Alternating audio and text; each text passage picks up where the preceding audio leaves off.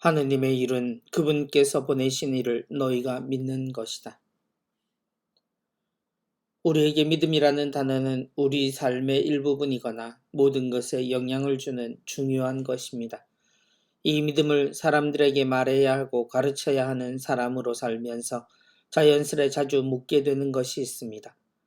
우리는 도대체 무엇을 믿는 걸까요? 사람들이 생각하는 믿음은 무엇일까요? 같은 단어이지만 사람들에게 이 단어의 모습은 매우 달라 보입니다. 누군가는 하느님에게 의지하는 것을 믿음이라 하고 또 어떤 이는 하느님의 뜻을 알고 사는 것이라 말합니다. 누군가에게는 하느님에 대한 자신의 확신이 믿음이기도 하고 하느님의 확고한 사랑을 믿음이라 말하기도 합니다.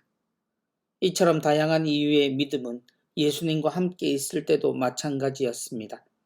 빵을 많게 하신 예수님의 소문이 퍼지자 그 밤을 지나 수많은 사람들이 주님을 찾아 나섰습니다.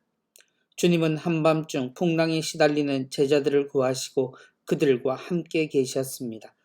홀로 남아 계신 주님을 찾으러 나선 사람들은 주님이 이미 강을 건너가셨음을 알고 주님을 찾아 나서는 열성을 보입니다. 주님의 능력을 인정했고 또 그 때문에 주님께 온 사람들입니다. 그러나 주님은 그들의 믿음을 이렇게 표현하십니다. 너희가 나를 찾는 것은 표징을 보았기 때문이 아니라 빵을 배불리 먹었기 때문이다. 누군가는 그것도 믿음이라고 말하고 싶을지 모릅니다. 그렇게 시작하는 거라고 말할 수도 있습니다. 그러나 주님의 이 말씀은 그들의 믿음이 온전하지 못함을 뜻합니다. 예수님은 썩어 없어질 빵이 아니라 영원한 생명을 주는 양식을 얻을 수 있어야 한다고 말씀하십니다. 이것은 발전을 말하는 것이 아니라 완전히 다른 것에 대해 눈을 뜨고 알아야 한다는 뜻입니다. 그것은 곧 찾아 나서는 의지의 신앙이 아니라 주님의 뜻을 알고 살아야 하는 신앙을 뜻합니다. 그래서 그들은 다시 묻습니다. 하느님의 일을 하려면 저희가 무엇을 해야 합니까? 이 질문에 대해 예수님은 분명히 답을 하셨습니다. 하느님의 일은 그분께서 보내신 일을 너희가 믿는 것이다. 우리가 믿음이라고 말하는 것을 정의하는데 모두가 어려워하지만 적어도 하나는 분명합니다.